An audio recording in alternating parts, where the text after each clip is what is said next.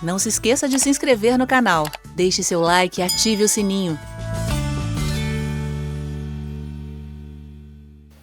Eu tenho um livro que eu escrevi falando sobre a minha perspectiva a respeito dessa ligação que eu acredito que há entre o anticristo, do qual a Bíblia fala, e a religião que se tornou conhecida como a religião islâmica, né? Foi criada por Maomé, um suposto descendente de um dos 12 príncipes gerados por Ismael, como as escrituras ensinam. E esse livro se chama A Bíblia, o Islamismo e o Anticristo. Esse livro aqui, tá? Eu tô com uma nova remessa dele impressa aqui em casa. Muita gente tem comprado nesses últimos dias. Eu acho que quando acontece alguma coisa, né, ali no Oriente Médio, que envolva Israel ou não, as pessoas ficam aguçadas para querer entender. Eu venho falando sobre isso desde 2013, que é quando eu comecei a pregar sobre esse assunto desta forma. Até então eu falava de forma diferente, mas esse livro aqui, ele contém tudo o que eu penso a respeito do assunto, tá? Então, se você tiver esse livro, seria interessante você dar uma olhadinha nele, dá uma olhada no índice, você vai encontrar uma referência a essa passagem do livro de Daniel, você pode ler com calma. Se você não tiver, ainda que eu faça um pequeno comentário aqui para ti, eu acho que o seu entendimento aumentaria muito mais se você tivesse a oportunidade de estudar o livro, tá? Então, se você quiser, se você for uma pessoa de leitura, de pesquisa, né, que gosta de estudar, faça esse investimento na sua vida.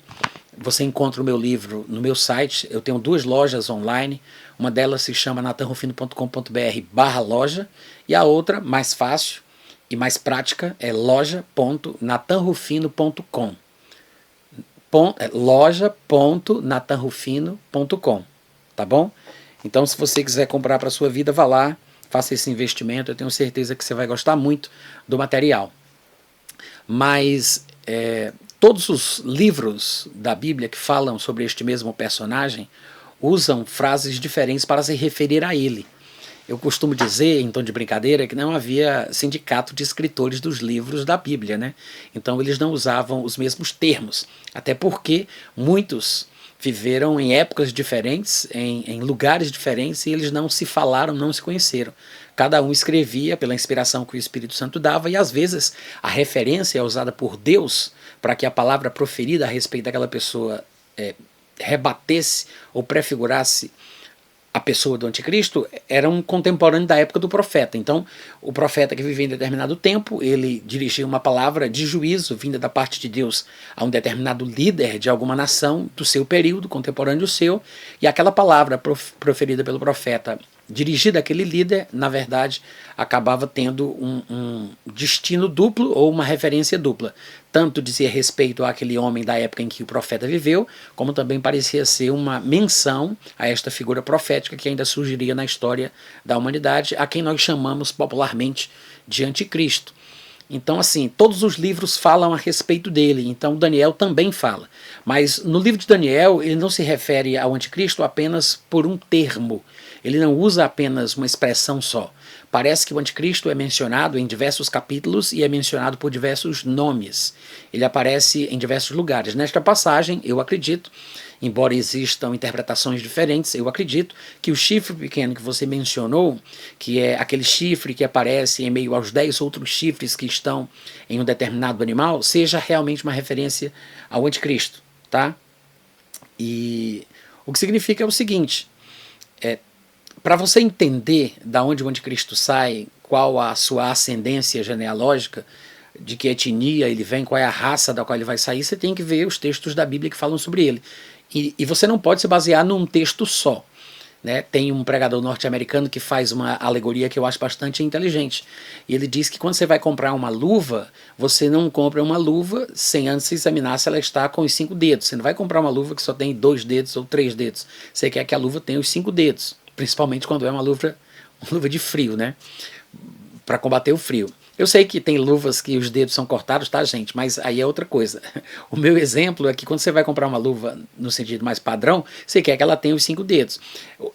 Se você vai fazer a interpretação sobre o que a Bíblia tem a dizer a respeito do anticristo, você tem que pegar todas as passagens que falam sobre ele. Não adianta pegar uma que você acha que entende, se apegar a ela ou se apegar a parte de textos que falam do anticristo, porque às vezes a gente tem a tendência de fazer isso, o que parece privilegiar a nossa interpretação a gente se apega mais, e aquelas passagens que parecem distanciar a nossa interpretação do que a Bíblia está dizendo, a gente descarta.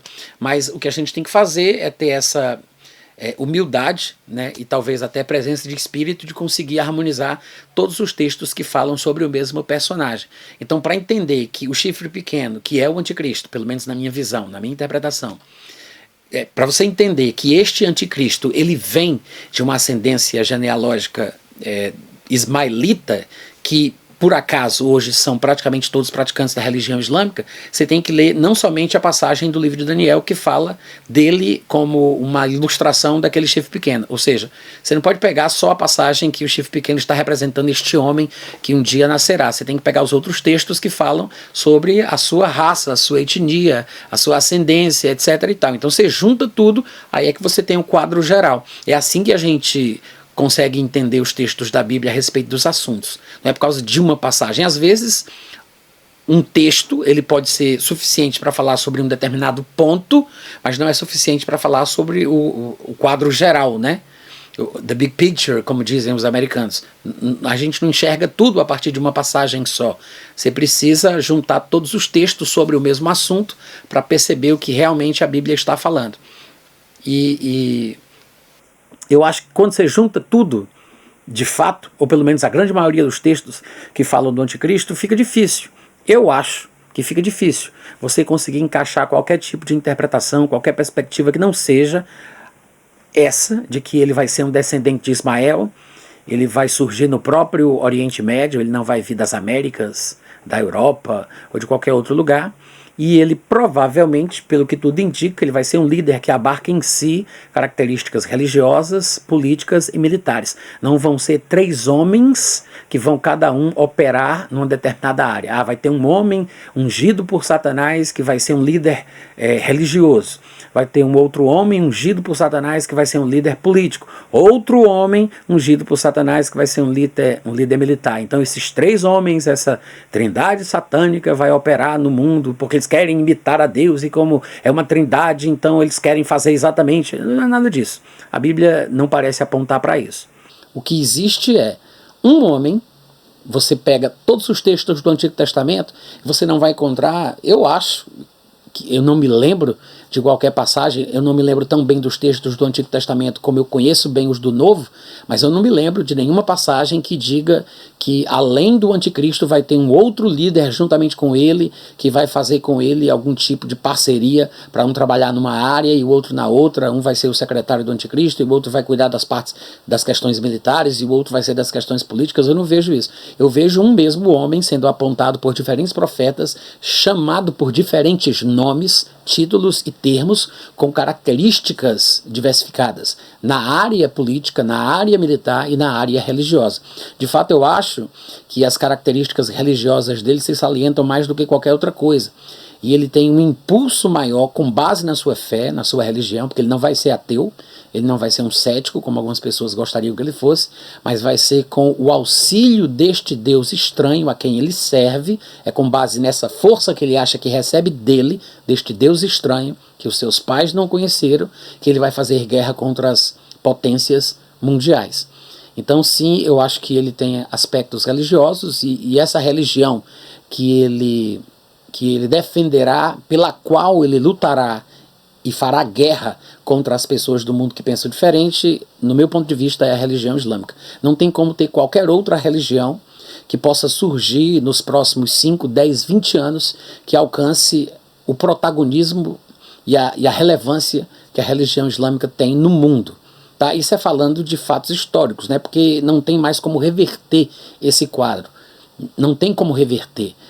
Quase 1,8 bilhões de muçulmanos na face da Terra e não há nenhuma outra religião que seja tão grande que tenha as mesmas características intransigentes, com esse espírito supremacista, que tenha uma ojeriza pelo povo judeu e que seja contra tudo o que é sagrado de qualquer outra religião, e que aquele que diz que Jesus é filho de Deus tem que ser morto por decapitação, porque é assim que Maomé matava os seus inimigos. Não tem nenhuma religião que faça isso, e acho improvável que possa surgir, você pode pensar aí 20, 30 anos daqui para frente, que consiga suplantar as características nocivas que essa religião possui, tá?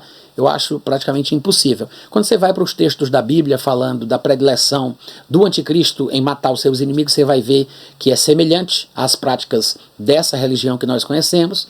Você vai ver que todas as características apontadas no texto bíblico falam basicamente do que a gente está vendo diante dos nossos olhos. Claro que algumas passagens, para serem corretamente interpretadas, talvez a gente vai precisar olhar com outros olhos, que a gente está tão acostumado a ver de uma determinada forma, que eu acho que às vezes a gente não percebe o que é que realmente o texto está falando, tá?